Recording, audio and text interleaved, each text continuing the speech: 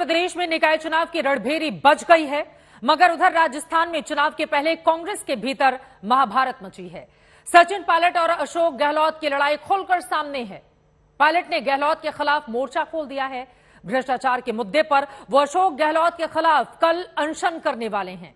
अब कांग्रेस को सूझ नहीं रहा कि राज्य में चुनाव से पहले आपसी टकराव को वो कैसे खत्म करे।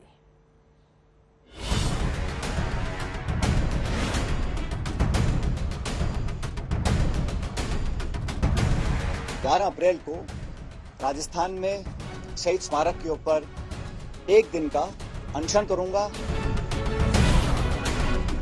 वो अभी भी मुख्यमंत्री बनने का ख्वाब देख रहे हैं। आने वाले चुनाव में इसका बहुत बुरा असर होगा।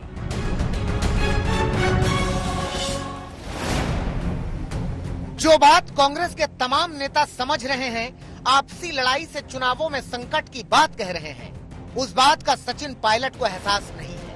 यह अनशन के ऐलान के पीछे उनकी रणनीति कहीं ज्यादा बड़ी है, क्योंकि अपनी ही सरकार के खिलाफ पायलट की मोर्चाबंदी पर अभी आलाकमान चुप है।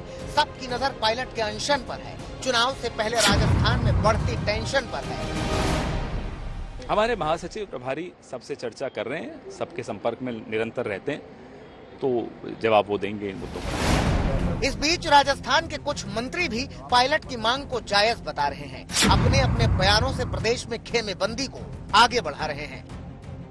कांग्रेस पार्टी का कोई भी कार्यकर्ता, आम नागरिक भी यदि बीजेपी के भ्रष्टाचार को लेकर सवाल खड़े करता है हमसे, तो हमारी ये जिम्मेदारी है कि हम जवाब दें कि बीजेपी के शासन में जो भ्रष्टाचार हुआ उस पर हमने क्या कार्रवाई की, हम क्या कार्रवाई नहीं की तो क्यों नहीं की, कब करने वाले हैं। तो ये तो सच्चाई। लेकिन ये बात साफ है कि जिस तरह से पायलट ने गहलोत पर भ्रष्टाचार पर कार्रवाई न करने का आरोप लगाया है, वो चुनाव से पहले कांग्रेस को मुश्किल में ले आया है। हमारे विरोधी इस भ्रम को फैलाने की भी कोशिश कर सकते हैं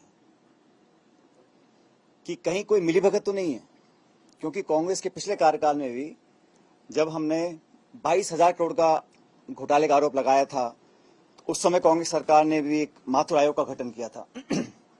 लेकिन न्यायालय ने कहा कि जो गठन हुआ है आयोग का, वो प्रॉपर तरीके से नहीं किया गया, उसमें कोई लीगल कमियां रह गई थी और उसको खारिज कर दिया।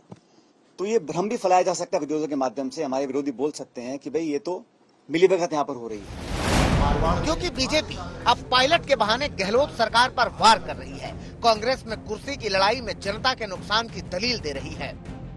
राजस्थान के अंदर किस तरह से कुर्सी का खेल रचा जा रहा था, सत्ता का खेल रचा जा रहा था, और उस सत्ता के खेल में जिस जनता ने उन्हें सत्ता पे बिठाया, उस जनता को पूरी तरह से उसका तिरस्कार करा जा रहा था। आपस में भी जो इनकी स्थिति है वो भी नहीं होती। राजस्थान की जनता ठगी गई, कभी भाषणों से, कभी जन घोषणा पत्र से।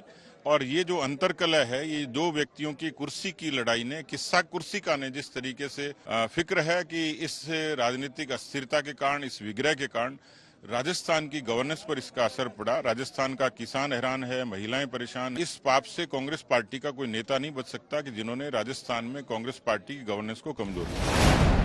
बीजेपी के हमले के बीच राजस्थान के रण में उतरने को तैयार ओवैसी का भी बयान आया। उन्होंने भ्रष्टाचार के मुद्दे पर बीजेपी और कांग्रेस को एक जैसा बताया। कांग्रेस की सरकार हो या बीजेपी की सरकार हो, एक सिक्के के दो रुख हैं। दोनों ने करप्शन को बढ़ावा दिया था, और इसीलिए आज आप देख रहे हैं कि एक x deputy chief minister Congress का अपने ही सरकार के खिलाफ प्रोटेस्ट करने जा रहा है। तो इससे क्या मैसेज जाता है? इससे मैसेज ये जाता है कि कांग्रेस पार्टी हो या बीजेपी हो, करप्शन पर वो सीरियस नहीं है। ओवैसी कह रहे हैं कि पायलट की पूरी कवायद सीएम की कुर्सी के लिए है। प्रदेश की जनता की उन्हें कोई फिक्र नहीं है।